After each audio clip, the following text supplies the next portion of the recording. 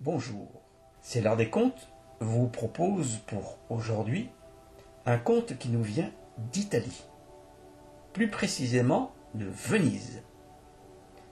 Il s'intitule La voyante prévoyante. C'était au temps où Venise était gouvernée par les doges. Celui qui régnait alors était particulièrement dur et autoritaire. Une seule personne était capable de l'attendrir, son épouse, dont la grâce et la beauté étaient légendaires. Elle plaidait toujours la cause des plus faibles et parfois elle obtenait qu'on l'écoute. Le grand doge aimait sa femme plus que tout au monde et il espérait un jour qu'elle ferait de lui un père comblé.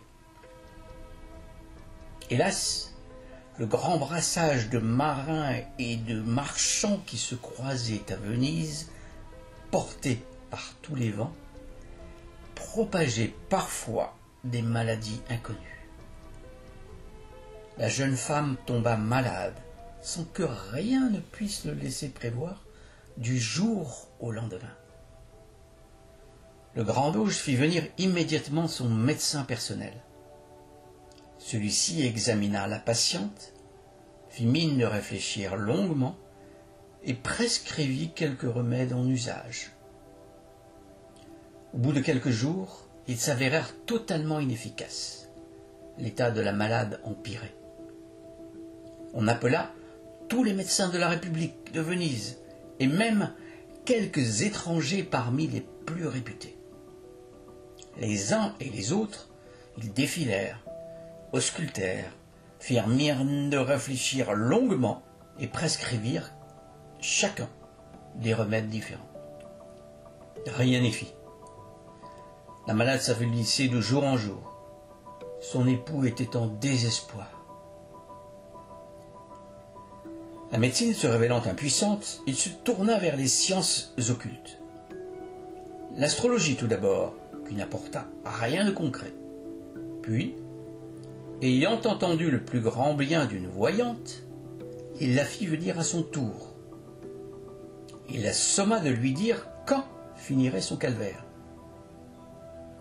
Après avoir longuement interrogé les cartes, à l'heure de la meilleure conjonction astrale, la cartomancienne fit mine de réfléchir longuement, elle aussi, et hocha la tête avant de dévoiler ce qu'elle venait de découvrir.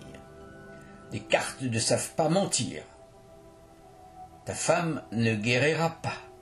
Elle mourra dans 21 jours exactement.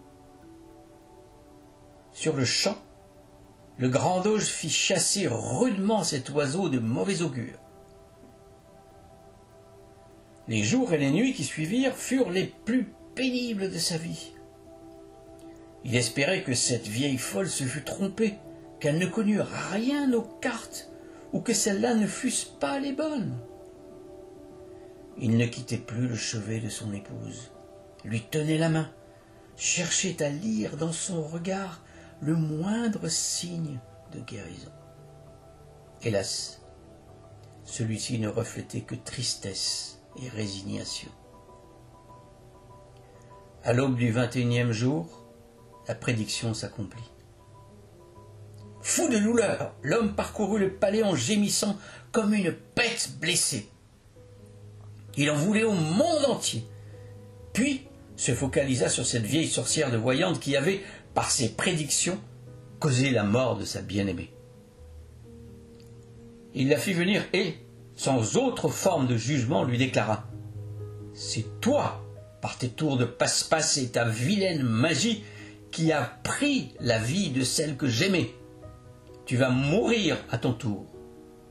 Demain, je te ferai trancher la tête. » Il ordonna qu'on l'emprisonne et que l'on prévienne le bourreau. La vieille sembla ne pas s'émouvoir le moins du monde. Elle fit comme si cette sentence ne la concernait pas et suivit les gardes d'un pas serein. Dans sa geôle, elle se prit elle-même à chanter une ritournelle à la mode. Une telle légèreté étonna le chef geôlier qui n'avait jamais vu ça. Généralement, les condamnés se lamentaient. Même les pires criminels suppliaient, protestaient, clamaient leur innocence. Que cette femme chante, alors que sa tête allait être tranchée d'un coup de sabre, lui sembla si étrange qu'il en parla au chef des gardes. Ce dernier, qui en avait pourtant vu d'autres, rapporta le fait au chambellan, qui s'en ouvrit aux grandes loges. Celui-ci se déplaça en personne pour constater par lui-même ce comportement plus que bizarre. Intrigué, il fit ouvrir la cellule et interrogea la femme. « Je t'ai condamné à mort, as-tu bien compris ? Tu vas perdre la vie et ne sembles ni troublé ni effrayé ? Tu ne ressens donc aucun sentiment humain ? Oh, pour ce qui est de ma vie, c'est toi qui en as décidé. Tu es tout-puissant et je n'y peux rien changer. C'est plutôt toi qui devrais s'inquiéter. Tu as fait mourir celle que j'aimais. Que veux-tu que je craigne de plus ? Ah, tout simplement de la suivre dans la tombe bien plus tôt que tu ne le penses. Que me chantes-tu là ? C'est encore un de tes sacrés tours. Parle. Qu'as-tu à me révéler ? Lorsque j'ai consulté les cartes à propos de ton épouse, elles n'ont pas menti. Tu en es témoin. Mais je ne t'ai pas tout dit. Je ne t'ai pas tout dit de leur message. La partie que j'ai tue nous concerne, toi et moi. Le grand doge se sentit blêmir tout à coup, comme si le diable en personne venait de s'adresser à lui. Il pressentait une terrible révélation. Il ajouta d'une voix blanche : « Que vas-tu encore inventer ? Vas-tu me dire ce secret, vilaine bête ?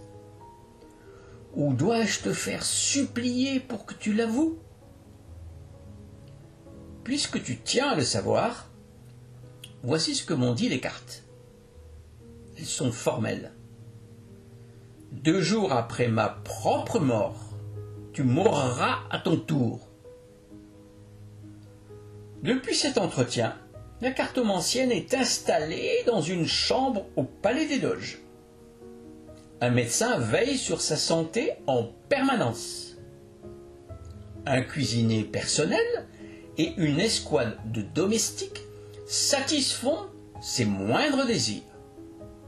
Et 4 gardes l'accompagnent dans tous ses déplacements. On n'est jamais assez prévoyant. Quant à ses cartes, elles ne lui servent plus qu'à se distraire lors de parties de mezzo entre amis.